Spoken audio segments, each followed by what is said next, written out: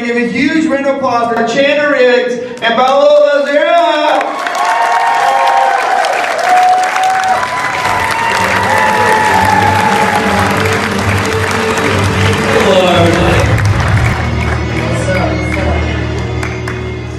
Welcome. I'm so glad to have you guys here. Thank you. It's great to be here. Yeah, I'm having a blast. Are you really? Good. Absolutely. Do people be nice? People here are awesome. Oh. Very kind people. Very good food too. Really? Oh, good. Excellent. Is it your first time here to Indiana? This is my second time in Indiana. Oh, really? Oh, nice. The first time I came for a writer's retreat. It was like 3 years ago. Oh, nice. Excellent. And you've been here before, right, to Indiana? Maybe. I've been doing conventions for like 11 years. I go to all these cities, but I love it. I love it here. It's just been a lot of fun so far. Well, welcome. All right. So we have a lot of fans here that are fans of The Walking Dead and have lots of questions. So we're going to go ahead and get right into it. Right over there, young lady. Real zombie apocalypse. Absolutely not. Yes. Wow. We did not plan that. I think, yeah. Yes. And I'll help Chandler. I will make sure he survives. I'd be just dead weight. Like, it'd be like Otis. No, I would still carry you. I would still carry you. That was amazing. How did it feel when you had to pretend that you lost an eye? Sucked. It was awful. Man, dude, you know, I've seen some people with some Carl costumes here, and I sympathize with them so hard because you do not understand the amount of fear that surges through your body when you're sitting in a scene and you have an eye patch on. You have no depth perception, right? And then you hear a wasp buzzing around, and you can't react to it because you're in the middle of the scene, right? And you just have to sit there, and you don't know how far away it is, you don't know if it's close, you don't know if it's trying to kill you or not, and you're trying to have a normal conversation with a character in a really deep scene, and internally you're just losing your mind trying to not react on the outside. It's terrifying. So, yeah, dude, I would bump into stuff. I couldn't see how far away things were. It was terrible. How did you do the action scenes with the patch? Like Um, running and stuff like Yeah, that? just lots of rehearsals. Yeah, it was bad. It was bad. It was crazy. It's like, yeah, and then when you take off the eye patch after like 10 hours, like everything is in just 3D all of a sudden. It's so weird. You don't realize how much like you take an eye for granted. I recommend you try it just for like half an hour. Just like put something over your eye, and you'll see very, very quickly that it is not fun. That's a great question. Yeah. So was there any like specific character each of you liked working with on set? Like you were like, I don't know how to explain it, like close to working with, like they enjoyed your company? I get along with everybody. But I love doing scenes with Josh McDermott, who plays Eugene, because our characters are so different. He's always so stressed out and so like, and she's just like, dude, it's fine, I'm coming right back. And she's so wild, and as people, we get along super well, so it's funny to do scenes with him. I really love that comedy of like them being so different. Can you do that again? That crying, that was amazing. We were Oh my God, don't show him that. Josh, that was a joke. It was a joke. It's a joke. Oh man, there's so many people that I love working with, but I think I got along best with the girl that played Tara, Alana Masterson. She's so cool, and I didn't have very many people like close to my age on set, and so when she joined the show, she was like, "Hey dude, what's up?" And I'm like, "You don't treat me like a kid." And it was so cool. She was so nice and like, always just super interested in, everything that was going on with my life and like girls, I was going through puberty, and so she would talk to me, give me advice and all that stuff. And yeah, it was just cool having like someone kind of close to my age to talk to and hang out with. But of course Andy, like the guy who played Rick, he was just the coolest guy around. He was always he was just such an inspiring person to come to work with, because he would always come so prepared. The dude knew my lines. Like, he would come to set knowing every single word on the script, and like there would be like some stage direction saying this character goes and like picks this up or something, and he'd be like, no, I think it actually says that you grab this thing or you go over here, and we'd look at the signs like, damn it, Andy, how do you know this? But he was always just so prepared and so just such an awesome guy to work with. It was great.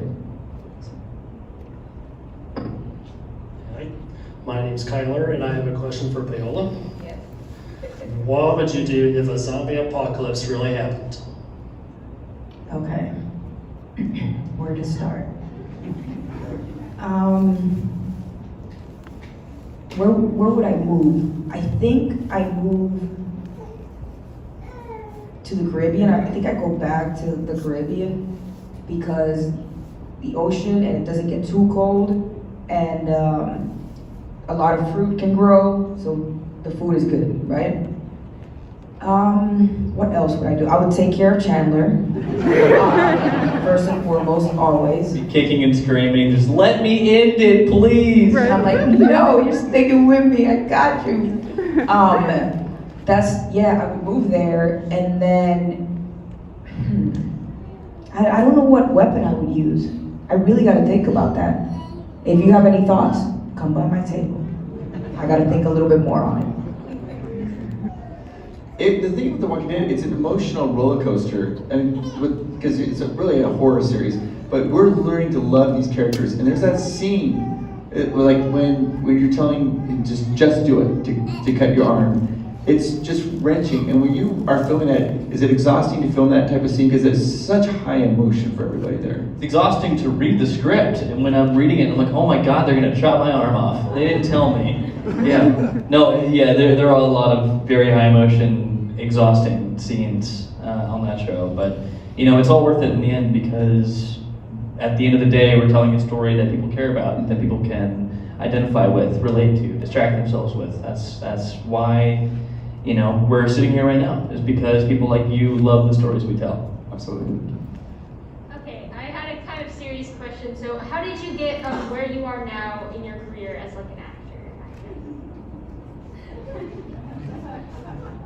A lot of luck. Yeah, listen, it's a lot of no's. You get a lot of no's, and sometimes you get a maybe, and then you get a no. Sometimes it's just all no's. But you just gotta keep working hard on it and be confident. And like he said about Andy, always coming prepared. And if you come prepared, then that'll show. And if you're a respectful person and you're kind to people who you work with, that leads to other jobs. But it's really, it's really just keep pushing, keep trying, right? Yeah, stay persistent. That's the biggest advice that I give to anyone that's looking into getting into acting and everything, because it's a really tough, brutal business.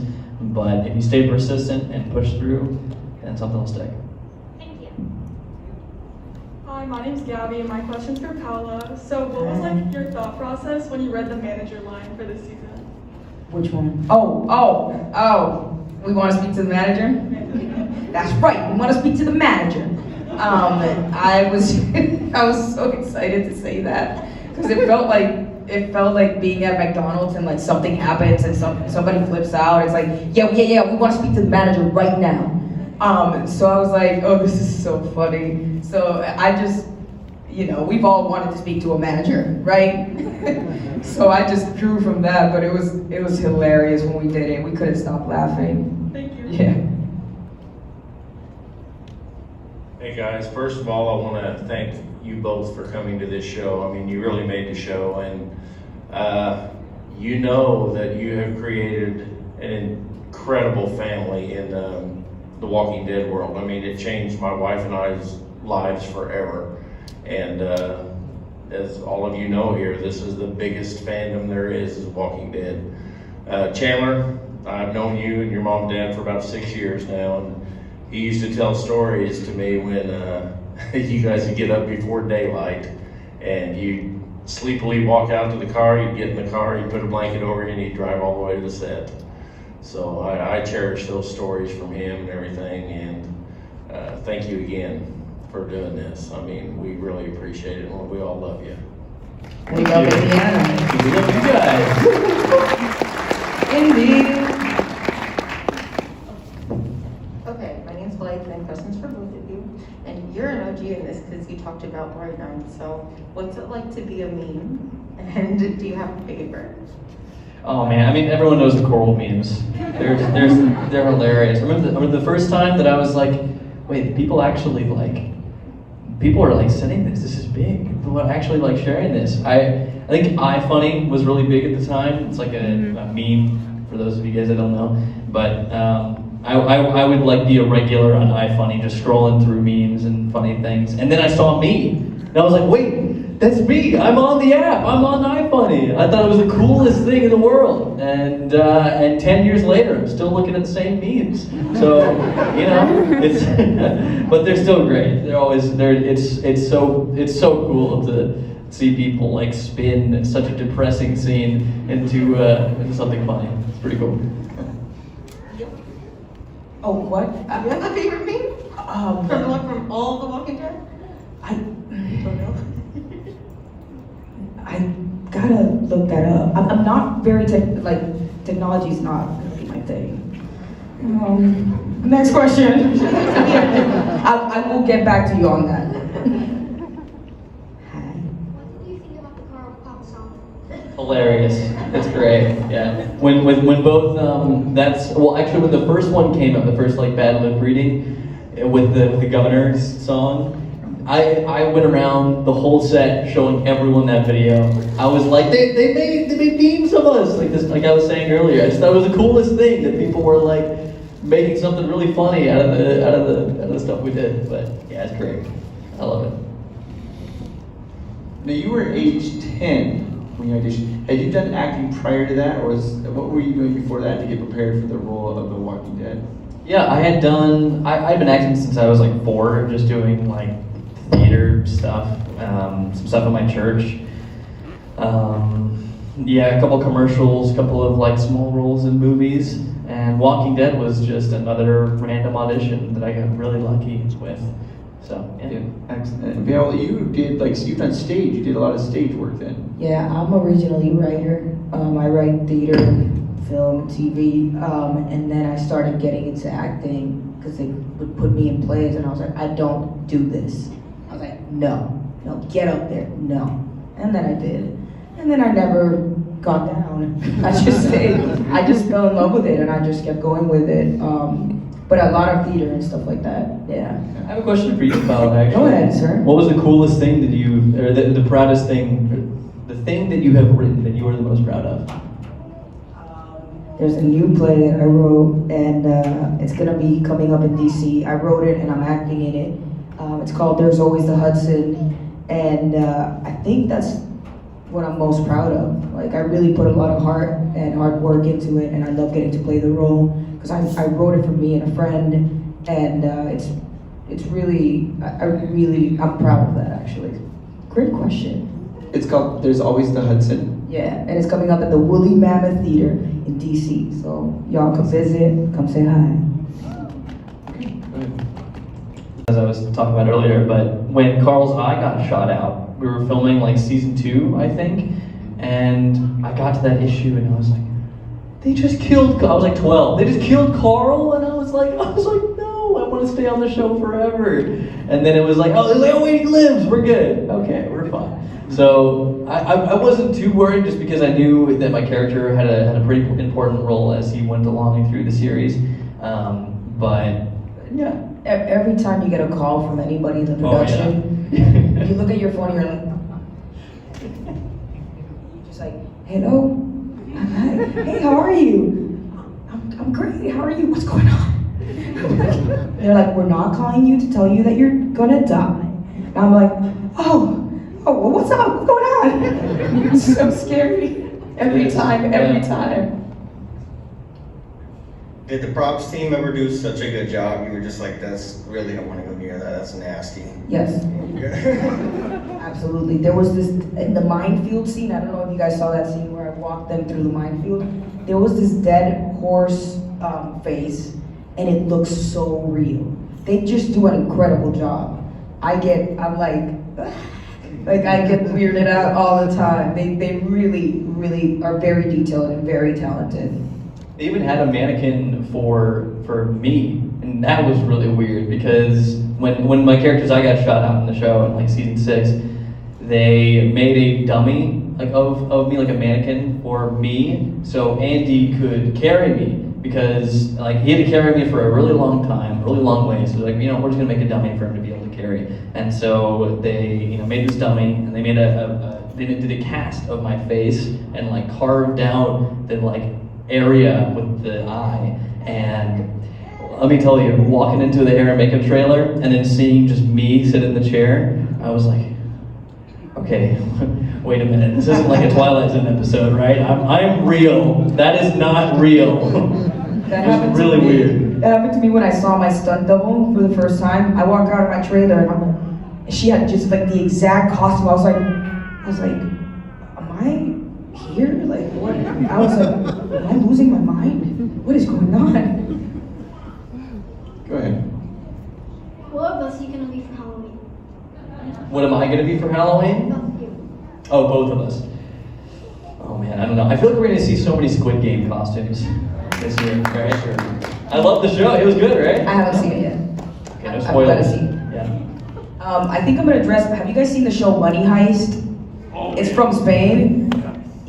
If you haven't seen it, it's brilliant. I think I want to dress up like them. They have the Dali masks and like this red jumpsuit. You've probably seen it advertised on Netflix. But I think I want to dress like them. Yeah, it's really. Have you seen it yet?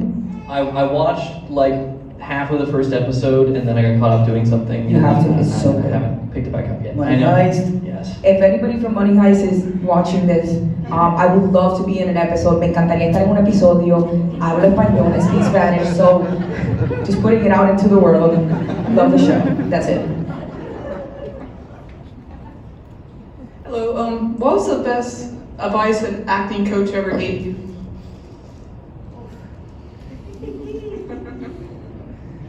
I feel like there's a story behind that one. I've never had an acting coach, Yeah. but sometimes they're mean. Sometimes your mentors are mean. Let me think. One time, this is a writing mentor from the school I went to, and I wasn't handing in the assignments, and he sent me this email. Because I was like, no, I wake up late, I don't. And he sent me this email that said, Paola, this is a remnants from childhood that you finally must let go. Like being irresponsible. I got that, that's all the email said. Basically saying I was being a child. And I got that email and I froze, and I just started crying and I changed my ways. That was the biggest advice I could have gotten, was like, stop being a kid, grow up.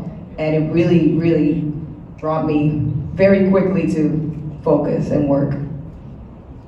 Wow, that's brutal. Yeah. Right. Yeah. It's like, yeah. oh. Man. The acting coach that I have been working with for the last few years, he's never been like really hard on anyone. He's always pushed us, but like never in like a negative way to like that, but I did actually get, oh man, when I was working on A Million Little Things, the other show that I was doing a couple years ago, there's a scene where my character is, he just found out that like everyone has like been lying to him his whole life, and he's so upset, and he's had like depression for a long time, and he has resolved that he's going to kill himself. So he steps up onto this ledge, and then his friend ends up stepping up there with him and saying, you know what, if you go, I go, okay? And then it's a whole like wholesome thing. But anyways,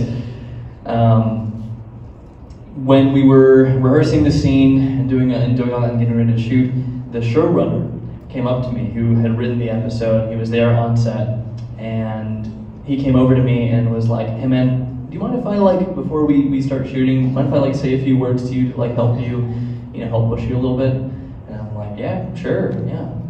And so we get ready to shoot, and I'm sitting down, I'm like getting into character, and I'm like, getting in the right mindset. And he comes over, and he's like, "Don't react." Like he says like, "Don't move," or "Don't look at me," or something like that. And he was like, "You are a worthless piece of trash. Nobody loves you. Your family hates you. They think you're a disgrace. You love art. You want to be an artist, but they think you're a fool for going and doing that." And all this stuff, and I'm like, "Oh man." Okay. And it definitely worked. I got up there and I was like pooling tears, and I'm like, "Man, everyone hates me. This sucks." And yeah, and then he kept on doing it like take after take, and I was like, "Okay, I think I'm good, man. I think I'm there." Yeah, it was pretty crazy. I talked a bit about it earlier about how it was really sad, but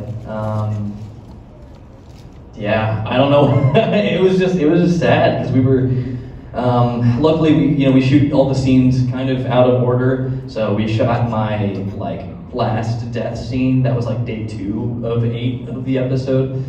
But yeah, every single scene we was just like chunking at the days, like one at a time, getting to the last days. It was all really sad. It was all very real tears every day. Were you ready to let the character go? Because you've been performing that character for quite a while. Were you ready to let that character go, or do you still feel like you wanted to explore some more character arc?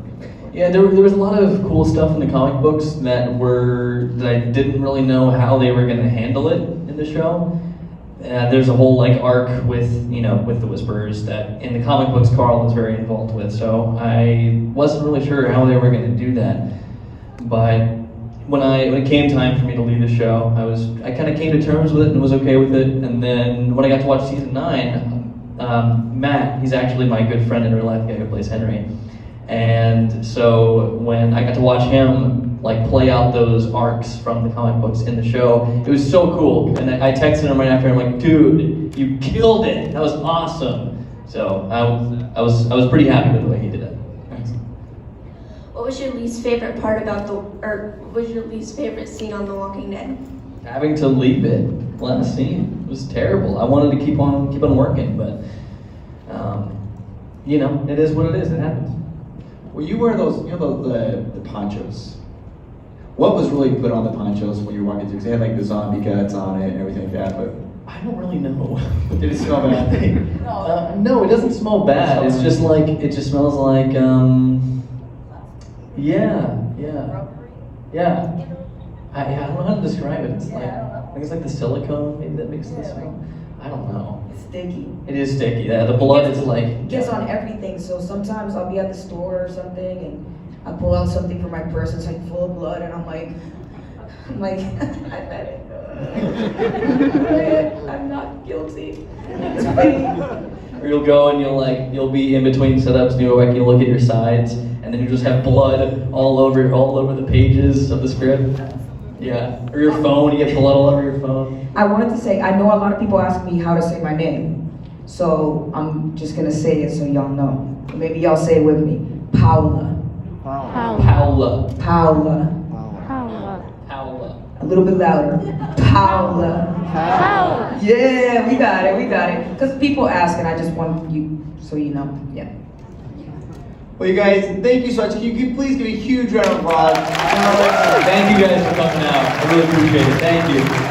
Now you guys can go meet them at their tables, have a chance to sit down, to get an autograph, have a chance to sit down and even chat a little bit more about Walking Dead. One more time, give a huge round of applause, everybody. Thank you guys.